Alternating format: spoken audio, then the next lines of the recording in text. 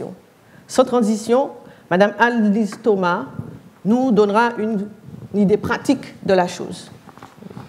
Oui, donc bonjour à tous. Effectivement, ce matin, je vais vous présenter les différents projets que nous avons mis en place pour pouvoir répondre aux besoins de la population du Nord. Donc, je vais revenir rapidement sur quelques propos introductifs pour replacer effectivement le numérique dans notre quotidien. Comme l'a dit M. Salibert, le numérique envahit notre quotidien, puisqu'effectivement, on se rend compte que 73% des Français possèdent un téléphone mobile, 80 possèdent un ordinateur, 44 possèdent une tablette. Donc, comme vous le voyez sur le graphique, l'évolution démontre un bond énorme entre 2011 et 2017 concernant effectivement l'acquisition de téléphones portables pour les Français. Donc 79% des Français utilisent leur téléphone mobile tous les jours, 53% utilisent un ordinateur à leur domicile tous les jours et 21% utilisent une tablette au quotidien. Donc ce contexte est effectivement très important puisqu'on se rend compte que 88% des Français sont connectés à Internet, dont 76% tous les jours, et 100% chez les 12-39 ans. 85% des Français accèdent à Internet par leur ligne fixe, et 71 par le mobile. Le smartphone est l'outil aujourd'hui qui est le plus souvent utilisé, puisqu'on se rend compte que dans 42% des cas, les utilisateurs vont favoriser l'utilisation de leur smartphone par rapport à l'ordinateur dans 38% des cas et la tablette uniquement dans 7% des cas. Donc ces utilisations sont diverses, puisqu'effectivement il s'agit de consommation collaborative, recherche de covoiturage, partage d'appartements, etc. Les réseaux sociaux qui, eux, sont majoritairement utilisés donc, avec effectivement les téléphones portables. Et puis bien sûr, tout ce qui concerne les achats en ligne, l'accès aux informations bancaires également en ligne, et puis l'e-administration, puisque 67% des Français aujourd'hui ont recours à l'e-administration. Donc, le numérique fait partie intégrante de la société actuelle et de nouveaux usages ne cessent d'émerger dans notre quotidien. Donc, pourquoi j'ai voulu revenir sur ces chiffres clés? C'est parce qu'effectivement, il faut en tenir compte pour que l'administration se transforme, se modernise en tenant compte des usages des citoyens. Le digital ou numérique n'impacte pas que la vie personnelle des individus, puisqu'il transforme aussi le quotidien des professionnels. Donc aujourd'hui, l'ensemble des acteurs, qu'il s'agisse des entreprises, des administrations, des institutions, des collectivités, proposent de plus en plus de services qui s'adaptent aux besoins des citoyens pour, dans un premier temps, leur faciliter la vie et aussi leur faire gagner du temps, voire dans certains cas les divertir. Donc cette transformation numérique, elle est d'abord impulsée par effectivement la politique gouvernementale, puisque par le plan de modernisation des services publics et de la fonction publique, donc Action publique 2022, plusieurs objectifs sont alors annoncés. Donc le premier étant l'amélioration de la qualité des services publics, en développant la relation de confiance entre les usagers et les administrations, et en travaillant prioritairement sur la transformation numérique. Il s'agira aussi, dans un second temps, d'offrir aux agents publics un environnement de travail modernisé en les impliquant pleinement dans la définition et le suivi des transformations. Et puis enfin, toute cette politique est menée pour pouvoir, bien sûr, réduire les dépenses publiques avec un engagement ferme qui est de réduire de 3 points la part de la dépense publique d'ici 2022. Donc, par rapport effectivement à cette action du gouvernement, l'usager est placé au cœur du dispositif avec une ambition forte qui est de simplifier tout ce qui doit l'être et numériser tout ce qui peut l'être. Donc l'idée est de pouvoir, l'enjeu je dirais même, est de pouvoir offrir aux Français 100% de services dématérialisés d'ici 2022. Donc voici effectivement le contexte national dans lequel l'action de Cap Nord s'inscrit. Donc il est vrai que la transformation numérique est également un enjeu fort pour le territoire Nord. Effectivement, nous avons donc le projet de mandature qui s'étend de 2014 à 2020, qui s'appuie sur une stratégie de développement numérique du territoire. Donc comme l'a dit M. Salibert, cette stratégie s'oriente autour de 4 objectifs majeurs. Donc, le premier...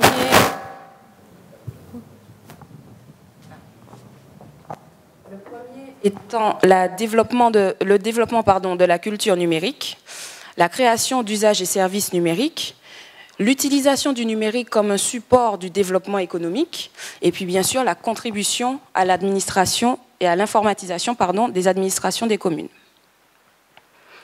Donc cet enjeu se traduit effectivement par la poursuite de la démarche de dématérialisation des administrations, puisque là, l'objectif étant d'offrir plus de services aux administrés, mais cela passe effectivement tout d'abord par la modernisation du fonctionnement des administrations. L'idée étant d'harmoniser l'ensemble des logiciels métiers, donc des 18 collectivités du territoire, du périmètre communautaire. Et puis bien sûr, répondre aux attentes de la population en multipliant les services en ligne.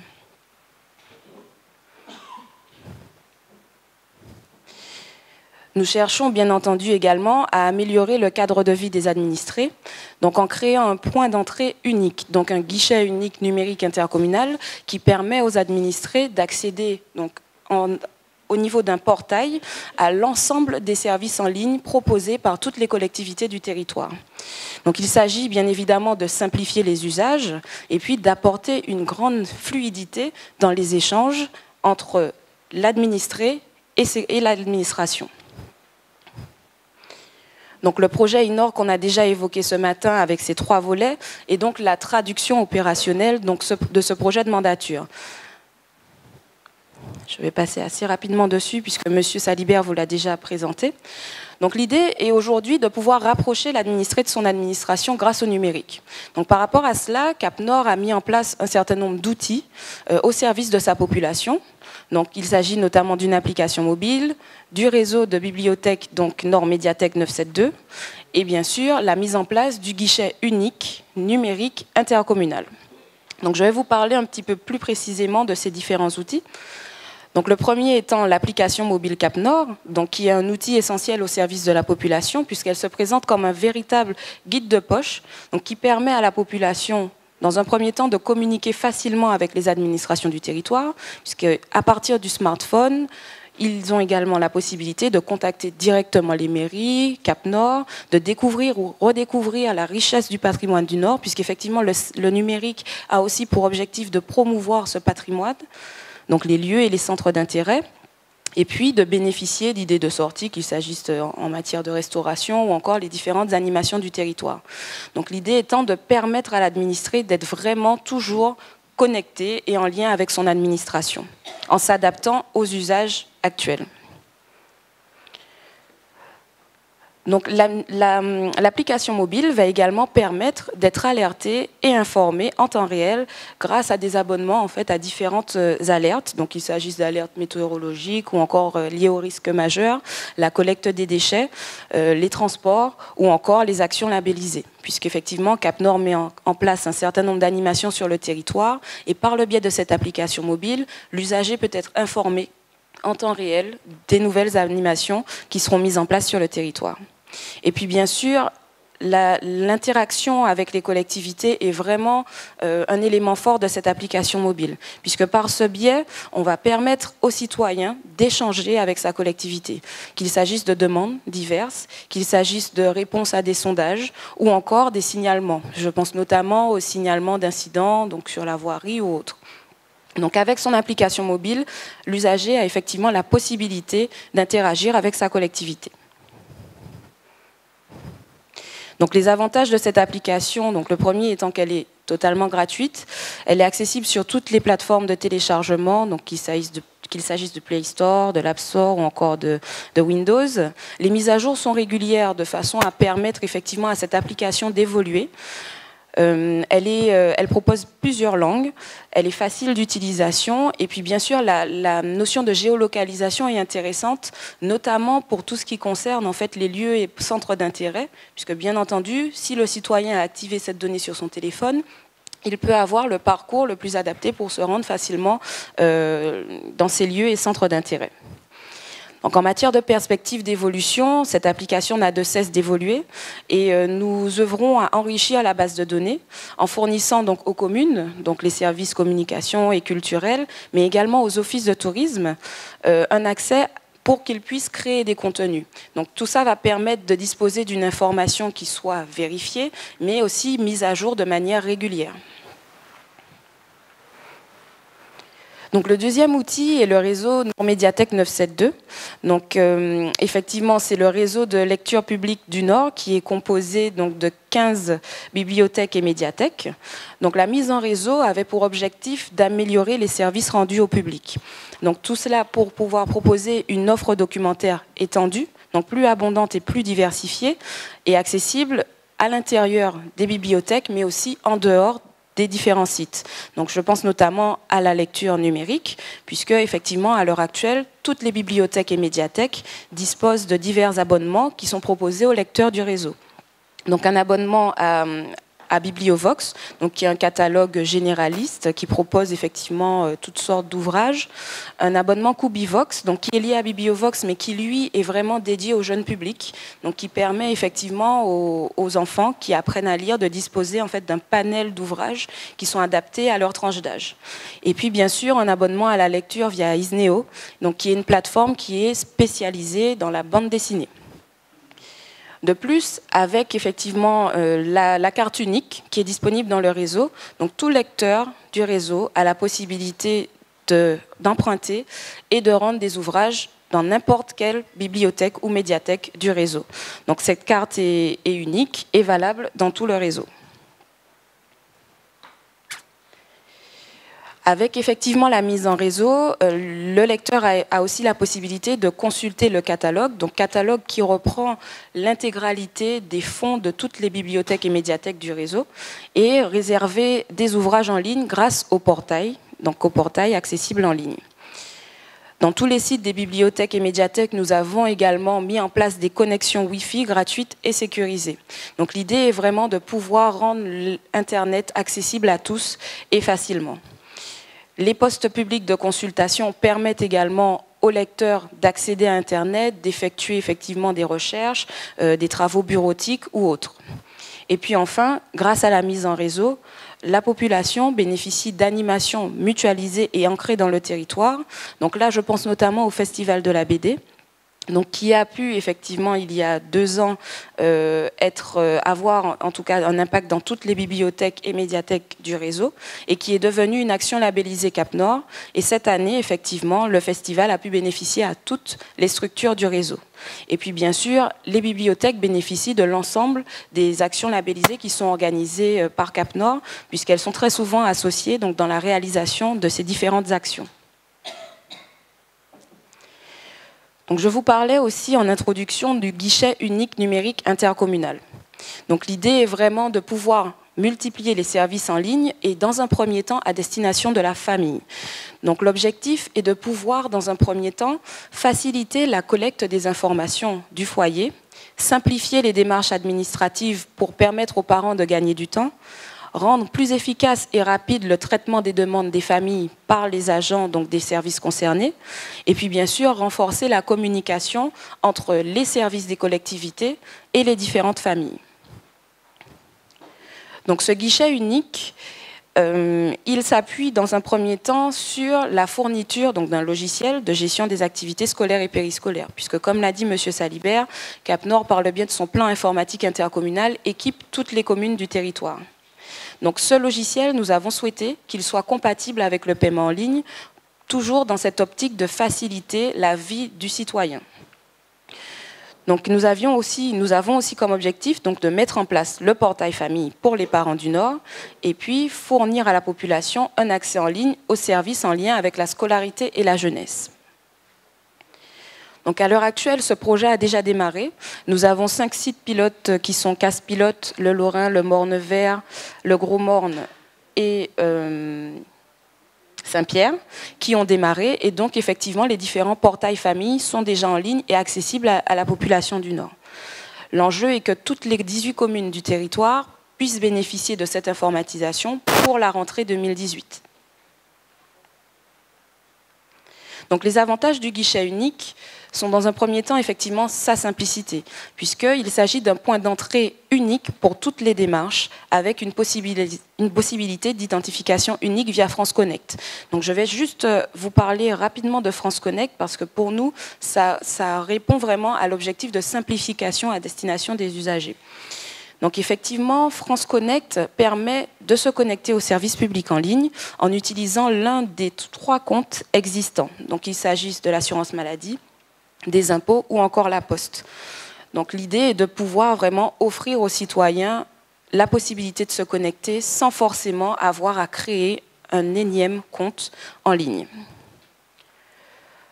Donc, aucune inscription n'est nécessaire pour pouvoir utiliser France Connect, puisqu'il se base effectivement sur des comptes existants.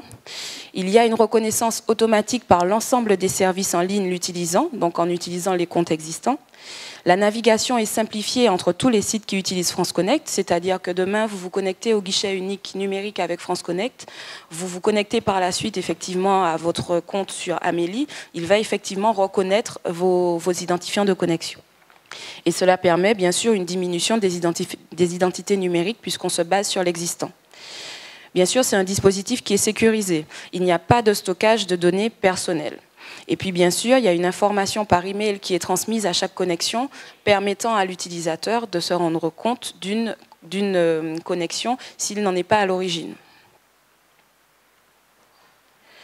Donc l'utilisation de France Connect est assez simple. L'idée, c'est dans un premier temps de cliquer sur le bouton France Connect qui apparaît donc sur le site, sélectionner donc l'un des 3 comptes avec lequel vous souhaitez accéder au service, rentrez votre identifiant, votre mot de passe, vous validez et effectivement vous êtes connecté.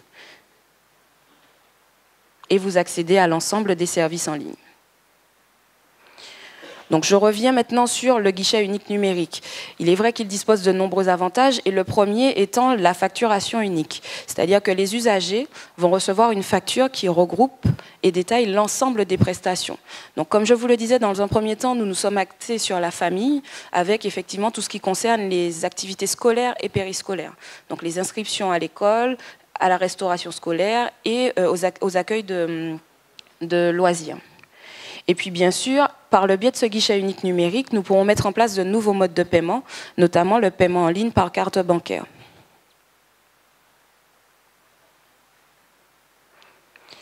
Donc le guichet unique permet aussi de rendre les parents plus autonomes puisqu'ils vont être à l'origine du renseignement d'un certain nombre de données. Donc, ce qui permet aussi leur mise à jour de manière plus régulière sans que les services aient à les solliciter. Puisqu'en accédant à leur compte, si effectivement ils changent d'adresse ou autre, ils auront la possibilité eux-mêmes de modifier les informations avec bien entendu une validation par les services qui sont concernés. L'avantage majeur étant la disponibilité du guichet qui est ouvert 24 heures sur 24, 7 jours sur 7. Donc effectivement pour les paiements en ligne, plus besoin effectivement de venir sur place aux horaires d'ouverture des services pour pouvoir payer les différentes factures. La sécurité, bien entendu, les transactions sont entièrement sécurisées et les informations échangées sont cryptées. La rapidité, puisqu'en quelques minutes, la facture est réglée directement depuis le compte usager. Et puis enfin, la liberté, puisque bien entendu, nous mettons en place le guichet unique, mais nous n'obligeons pas les familles à l'utiliser. Celles qui souhaitent effectivement continuer à se déplacer pourront bien entendu l'effectuer, en sachant que celles qui sont favorables au paiement en ligne pourront bénéficier du gain de temps. Donc les différentes démarches qui sont déjà disponibles concernent l'inscription des enfants aux activités, l'accès aux informations transmises par la commune, qu'il s'agisse des menus, des tarifs de restauration scolaire, les différentes périodes de paiement, la réservation des repas, le règlement en ligne bien sûr des factures, et puis aussi la possibilité de consulter l'historique de toutes les transactions qui ont été réalisées donc à partir du compte usager. Il en est de même pour tout ce qui concerne les activités périscolaires. En ce qui concerne les démarches à venir, donc nous prévoyons d'ouvrir le guichet unique numérique en proposant plus de services, donc notamment l'état civil, avec la possibilité de réaliser des demandes d'actes directement en ligne, les inscriptions sur la liste électorale, au recensement citoyen, les déclarations d'incidents, puisqu'on en parlait tout à l'heure, directement en lien avec les services techniques des communes, signaler un incident sur la voirie ou autre en ligne, en y ajoutant des photos pour pouvoir argumenter donc, cette déclaration, et puis enfin les réservations de salles en ligne, donc notamment pour les événements, les fêtes, les cérémonies, etc. Donc avec une réelle ouverture pour le citoyen vers son administration. Donc pour pouvoir continuer à procéder à le déploiement du numérique, mais aussi à la modernisation des administrations, il faut aussi pouvoir développer la culture numérique donc auprès de tous les citoyens. Puisqu'on constate effectivement que certaines fractures sont persistantes, notamment 42% des habitants des villes moyennes ne profitent pas du tout des opportunités offertes par le numérique aujourd'hui. 41% des non-diplômés n'ont jamais appris à utiliser les outils numériques et un Français sur 3 estime qu'un accompagnement dans un lieu dédié est le plus adapté pour maîtriser les usages numériques. Donc l'idée effectivement de cette dématérialisation est aussi de pouvoir accompagner les publics à pouvoir s'approprier ces outils. Donc Cap-Nord effectivement souhaite limiter la fracture numérique en accompagnement les publics donc à l'utilisation des outils. Donc dans un premier temps donc par de la sensibilisation en mettant à disposition des laboratoires d'apprentissage, de création, de développement de la culture du numérique, en proposant des actions pour favoriser l'appropriation des outils numériques et bien sûr en accompagnement les publics concernés. Donc, comme vous pouvez le voir aujourd'hui, Cap-Nord a mis en place un Media Lab, donc, qui est un outil au service de la diffusion de la culture numérique, donc, qui est d'ailleurs présent et qui permet de filmer cette manifestation. Donc, c'est un laboratoire de moyens numériques et un lieu d'expérimentation, donc, qui permet d'accompagner donc, tous les publics en leur permettant de découvrir la pratique audiovisuelle. Donc, ils bénéficient d'une initiation et puis après, ils peuvent aussi mettre en pratique directement lors de manifestations telles qu'aujourd'hui ou d'autres des plateaux TV, par exemple. Nous les associons et ensuite, bien sûr, les informations sont relayées par le biais donc, des TIC, donc sur les réseaux sociaux et le site internet. Donc, notamment la chaîne YouTube du Media Lab 972.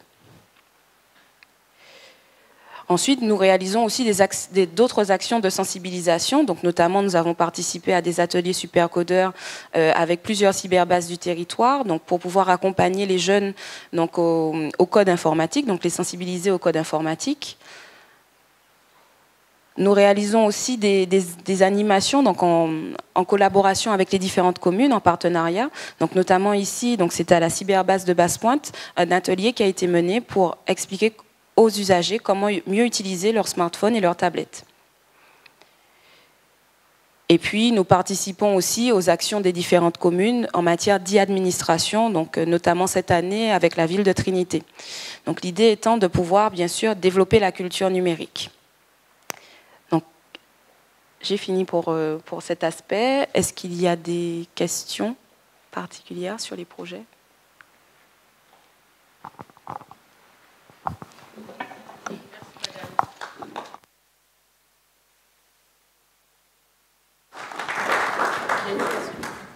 Merci, Madame Thomas. Oui.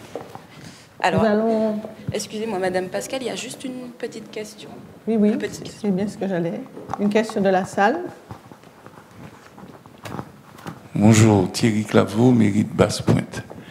Alors, est-ce qu'au niveau de la mise en ligne des paiements et tout ça, c'est vous qui vous chargez ou c'est nous qui nous chargeons de voir le comptable là? Parce que vous savez qu'il faut quand même l'accord du comptable, parce que c'est lui qui prend les paiements. Donc je voulais savoir à ce niveau quelle démarche vous faites. Est-ce que c'est vous qui la faites ou nous la faisons ensemble ou bien nous la faisons nous-mêmes?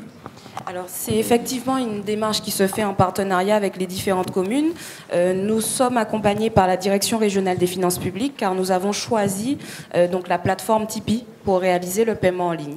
Donc par rapport à cela, nous vous accompagnons dans toutes les démarches à réaliser avec la DRFIP, notamment la création d'un compte de dépôt de fonds au Trésor et puis aussi l'adhésion au dispositif Tipeee pour pouvoir proposer le paiement en ligne au niveau de votre collectivité. Donc c'est effectivement une démarche partenariale, mais nous vous accompagnons dans sa réalisation.